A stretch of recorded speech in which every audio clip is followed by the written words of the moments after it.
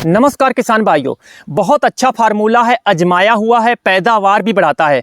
आपकी धान की फसल कमज़ोर है, पौधों की बढ़वार रुक गई है, पौधों में हरापन भी गायब हो रहा है, धान वाला खेत देखने में अच्छा नहीं लग रहा है। अब इसके पीछे कोई भी कारण हो सकता है, जैसे रुपाई के समय बेसिक खादों का मैनेजमेंट सही से न हो पाया हो और पहली दूसरी यूरिया देने का टाइम ज़्यादा दिन का पड़ गया हो गैप। लीचिंग की प्रॉब्लम आपके ज़मीन में आती है। अगर खेत में पानी ज़्यादा भरा हुआ है और आपने यूरिया का प्रयोग किया है तो भी पौधों को पूरी नाइट्रोजन नहीं मिल पाएगी किसान भाइयों। या बरसात ज़्यादा होने से पानी में खेत लेवल से ज़्यादा भरा रहता है, खेत ऊंचा नीचा है, खेत का पानी खेत में नहीं खड़ा हो पाता है। उस स्थिति में भी फसल कमज़ोर पड़ जाएगी किसान भाइयों। हमारे किसान एक बड़ी गलती करते हैं, जैसे कि फसल कमज़ोर दिखी, यूरिया का उपयोग अधिक करने लगते हैं, जिसके चलते जो यूरिया एक सीमित डोज देनी होती है धान की फसल में शुरू से लेकर अंत तक, वो ज़्यादा मात्रा में हो जाती है।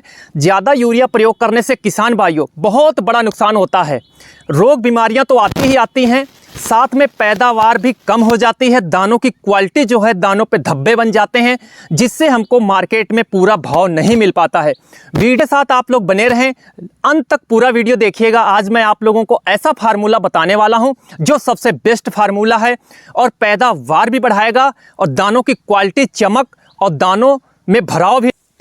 जो फार्मूला किसान भाइयों हम बताएंगे, इसको स्प्रे के माध्यम से देने से फसल में बहुत जल्दी पूर्ति हो जाएगी।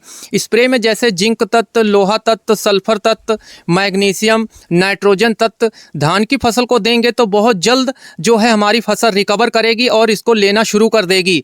जिंक तत्व, लोहा तत्व की कमी नहीं आएगी। नाइट्रोजन जब हम स्प्रे में धान की फसल को देते हैं तो बहुत अच्छा रिजल्ट किसान भाइयों मिलता है और नाइट्रोजन की कमी अगर प्लांट में हो तो जल्दी पूर्ति भी हो जाती है समय रहते। बड़ी फसल होने पे जिंक हम स्प्रे का माध्यम से ही फसल को देते हैं। जिंक का जो काम है, पौधों में फुटाव व बालियों में छिलका कम होना, बालियों में सभी दाने भरने में योगदान रहता है। मैग्नीशियम, कार्बोहाइड्रेट, क्लोरोफिल को मेंटेन करके एंजाइम एक्टिविटी को बढ़ाना, पौधों का विकास, डेवलपमेंट, पौधों की बढ़वार, प्रोटीन बढ़ाना। पॉलिनेशन में जब पर परागण की क्रिया में जब जिंक की कमी आ जाए तो पर परागण काफ़ी कमज़ोर रह जाते हैं, स्ट्रांग नहीं हो पाते हैं, जिससे फसल की पैदावार काफ़ी कम हो जाती है। अब जो आप लोगों को मैं फार्मूला बताने वाला हूं, इसको अच्छे से आप लोगों को नोट करना है। 2 kilogram urea, 200 ml nano zinc, 200 ml सागिरका, 1 kilogram zinc 21% वाली। अगर 33% वाली जिंक लेंगे तो उसकी मात्रा रहेगी 700 ग्राम।